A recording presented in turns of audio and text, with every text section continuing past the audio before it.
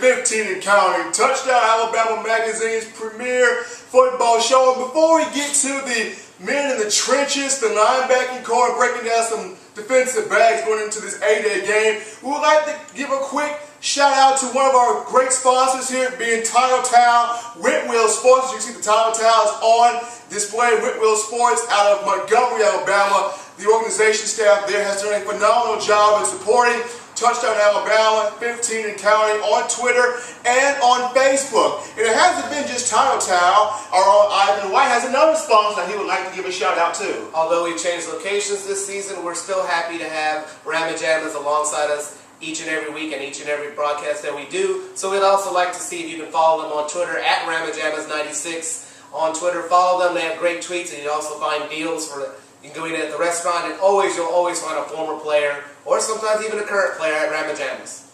And not only Ramajamas and Title Towel, you can also follow Touchdown Alabama on Twitter, that Twitter handle being at TD Alabama. But now, going back into the topic at hand, being this is the Alabama Spring Day game, we're going to start off with the offensive and defensive line of the men in the trenches. Guys, starting with the offensive line, Alabama is without Cyrus Kouandjio and Anthony Steen, those two players pursuing NFL careers. But the Tide brings back Ryan Kelly, Austin Shepard, Ari Kouandjio, and the battle at left tackle going on right now between Brandon Green and freshman recruit Cameron Robinson. The Crimson Tide also have Grant Hill, who is a very versatile player on an offensive line. Starting off with Hugh Maxwell, when you look at this offensive line, though Alabama's without Cyrus Kouandjio and Anthony Steen, with the pieces returning, how big of work does Mario Cristobal have to put in to really get this offensive line to buy into the style of play that Lane Kiffin wants? Well, I wouldn't say buying into the system is a problem for Mario Cristobal. It's getting everything to gel. Just like last season, it seemed like the offensive line took a little bit of time to get things going, especially after the atrocious play that was at the Virginia Tech season opener, and even at the Colorado State game. What seems to be the mission at hand for Mario Cristobal this year is to get everything gelling as soon as possible. Not even just at the spring camp, where you can see that people have been rotating in and out of the first and second team offensive lines in scrimmages and even at practice. It seems like we're trying to find the group that will work, and even a group that will be for immediate injury situations for our offensive line. So I would like to see our freshman recruit Cam Robinson see if he can work his way into the starting rotation, just like Grant Hill, who seemed to have got some playing time last year, but seems to be trying to capitalize on his spring and try to see if he can hit into the starting rotation this season. So. Well, Grant Hill being a very versatile player, they're comparing him a lot to Barrett Jones. Grant Hill got a lot of work in at right tackle last season, and in the Sugar Bowl got some work in at right guard, and now in spring practice he's even getting some playing time at center. But transitioning over to Ivan, who do you see on this offensive line that really has to step up and take on the reins of leadership? I feel like I'm reliving last year. Ari Kouandjio. Oh, here we go. My good friend, the Kouandjio brothers. After the atrocious display that his brother put on, he did not do that bad in the Sugar Bowl himself, but after, I guess right now, I'm all joking aside, he has to redeem the family name at this point. The Kouandjio brothers last year showed some improvements all the way up until, I'd say, the Auburn game. Of course, the whole team started making a downfall at that point. But again, I started noticing that Cyrus started going back to his old ways, and Ari was starting to step up and become the better of the two. Now, Ari, ironically, I thought always was the better of the two, and this is why I want to see him this year step up even more and show us that he can be the Alabama offensive lineman that we've had in previous years with other offensive linemen that have come here. Barrett Jones, like we said, compared to Grant Hill. So we need to see more of the experience factor that he's had over the previous years come into play now. So I just want to see him step up more. Well, guys, it's going to all start off with offensive line coach Mario Cristobal getting these guys well conditioned, getting them as well as physically conditioned, mentally conditioned, just ready to go out there and attack, moving off the ball at the line of scrimmage at a quick pace, blocking at the point of attack, protecting the quarterback, and opening up running lanes in the run game. But shifting from offensive line to defensive line, yes, the Crimson Tide lost Ed Stinson and Jeffrey Pagan to the NFL draft, But look at the depth that new defensive line coach Bo Davis walks into. You're walking with Ashawn Robinson, Jonathan Allen, Darren Lake, Deshaun Hand, DJ Petway. My God, the list goes on. There are about 9 to 10 guys that can rotate on that one line, and for probably just the second time since Saban's been in Tuscaloosa, Alabama has depth at that defensive line. So starting off with you, Ivan, who's the one guy on Alabama's defensive line that you think is going to jump out and grab people's attention in the A-Day? Well, playing defensive line in high school, I'm playing nose guard. I'd always like to pay attention to that position more closely than any other position. So Brandon Ivory has to be clearly the person I'd like to see step up the most. He can show dominance at certain points. I want to see him displayed at all times this season, though. I want him to show that he can be the beast down there, you know, Jesse Williams, like he used to do, and stay there and make sure that command a double team, because that's what every nose guard's real job is, command a double team for make sure the linebackers can cut through, or to make sure that every time they can't have one person guard you one-on-one because they know you will beat them and demoralize them mentally and physically. So that's a player I want to see, and I want him to see him do that each and every down. So Brandon Ivory's a player I want to see. Are you comparing him to Mount Cody right now? A little bit, yeah. Well, Ivan has Brandon Ivory. Maxwell, who's that one defensive guy that just grabs your attention? I've got to say the new incoming freshman, well not freshman, but JUCO transfer, former 4-star Florida Gator commit, Jaren Reed. He is the pass rush that we have lacked over the past couple of years, and I think that he's been bringing it in spring practice enough. He's been getting the first team reps, and I think he's going to showcase a lot of his talent on A-Day. So that's my main player from the defensive line, so Jaren Reed.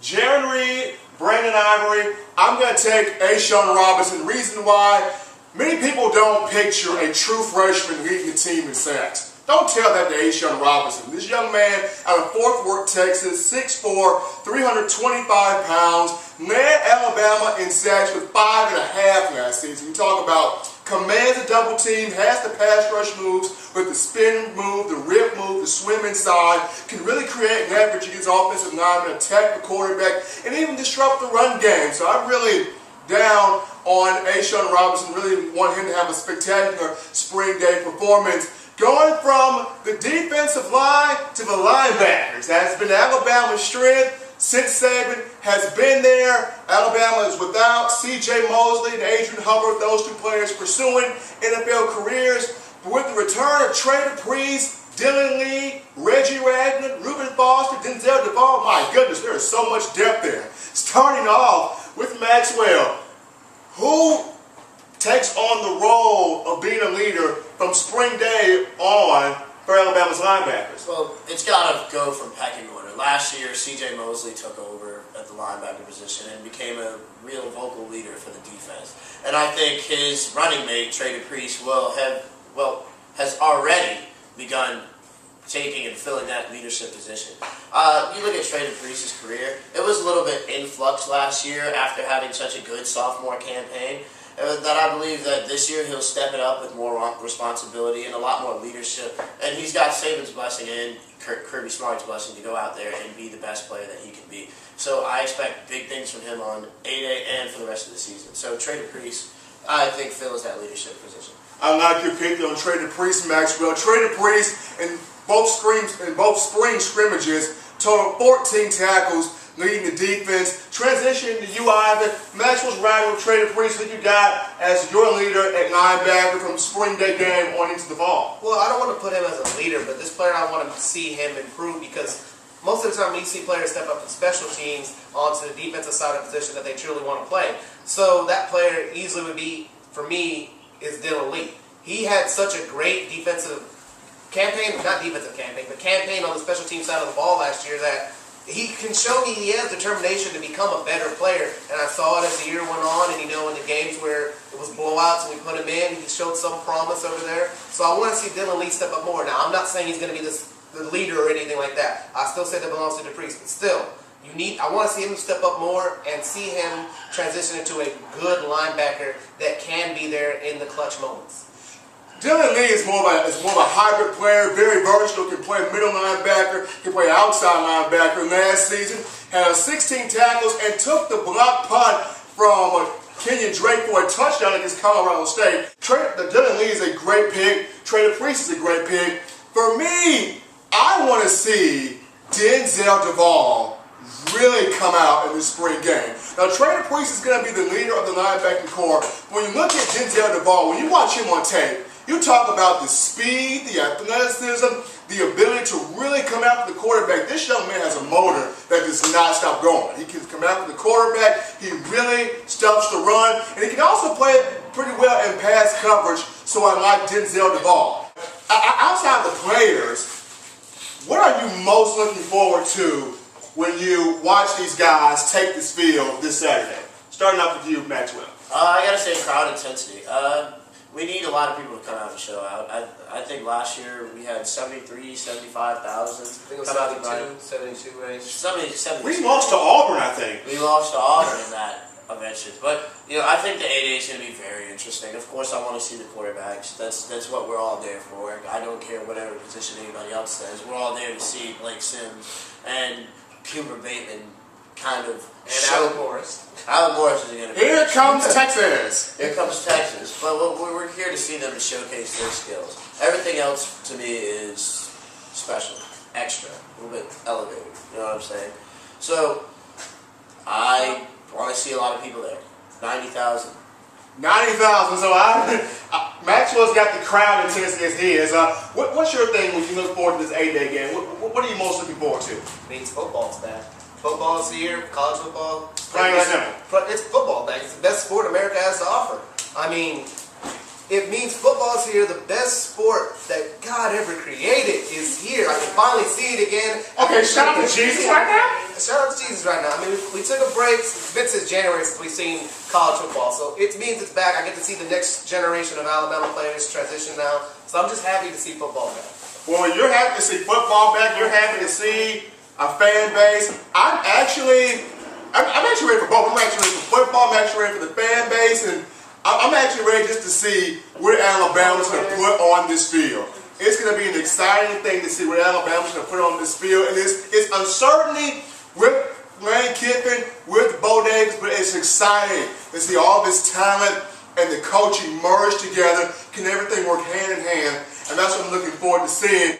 Well, that's all the time we have on today here on 15 and Counting, Touchdown Alabama Magazine's premier football show, the A-Day edition. Once again, shouts out to Town, Whitwell Sports out of Montgomery, Alabama for all the work and support they give Touchdown Alabama Magazine, and also with Ramajamas. Yep, and don't forget to follow Ramajamas on Twitter at Ramajamas96. They do follow back immediately, trust me. And also, you can also follow us here on Touchdown Alabama via Twitter at TD Alabama. But for all of us here at Touchdown Alabama Magazine, for Ivan White, Maxwell Taylor, yours truly, Stephen M. Smith. Enjoy the 8-day game, which will be this Saturday, April the 19th, 2014 at 1 p.m. ESPNU will be doing the game live. And until next time, so long, everybody, and roll tide. Roll Tide.